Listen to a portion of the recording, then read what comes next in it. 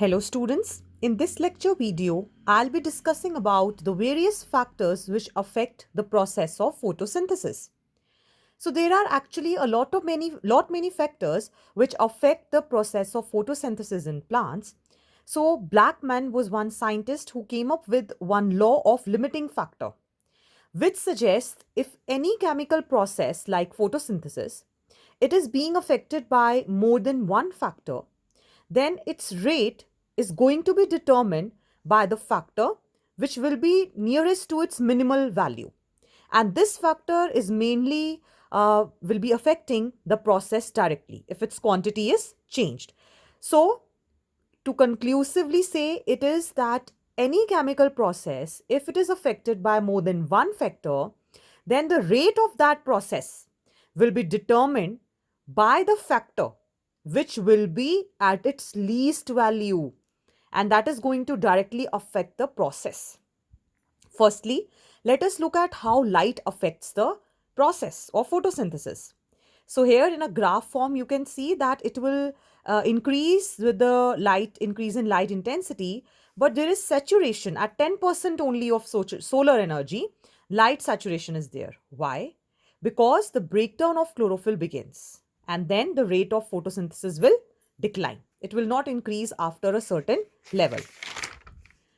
Next, coming to carbon dioxide concentration, which is the major limiting factor, we can say that the C3 and C4 plants, they respond differently to carbon dioxide concentration.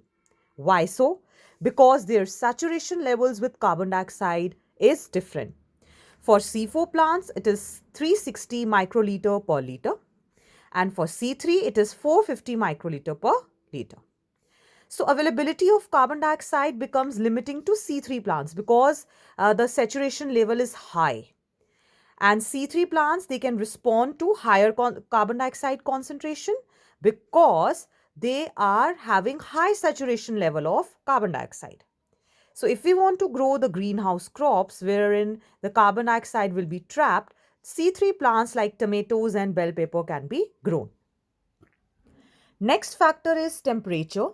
C4, it responds to high temperature as compared to the C3 plants.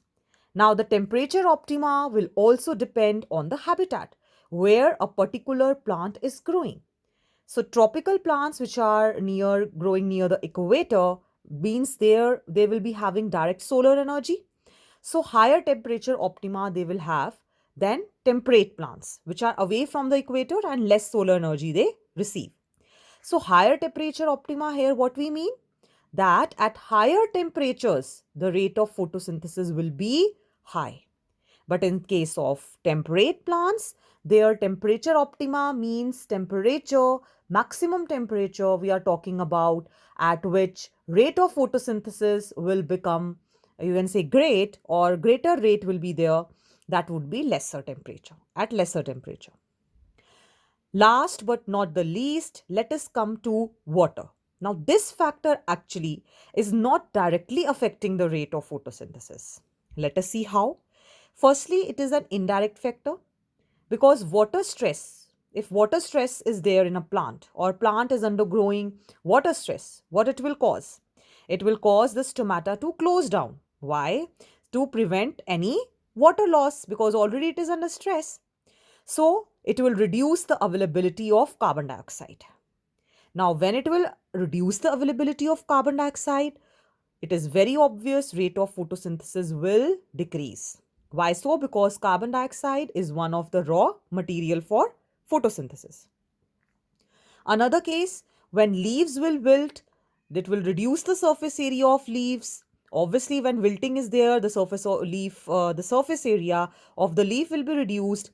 It will thereby reduce the metabolic activity because leaves are the major plant organs where photosynthesis occurs. So, if it wilts, surface area decreases. It is obvious that the metabolic activity here it is talking about is about the rate of photosynthesis. The rate of photosynthesis will also decline. So to just summarize, we can say that in temperature, the C4 plants, they respond at higher temperatures. Water indirectly affects photosynthesis. C3 plants, they will respond to higher carbon dioxide concentrations. And then when we talk about light intensity, at 10% solar energy, light saturation occurs and it will limit the rate of photosynthesis.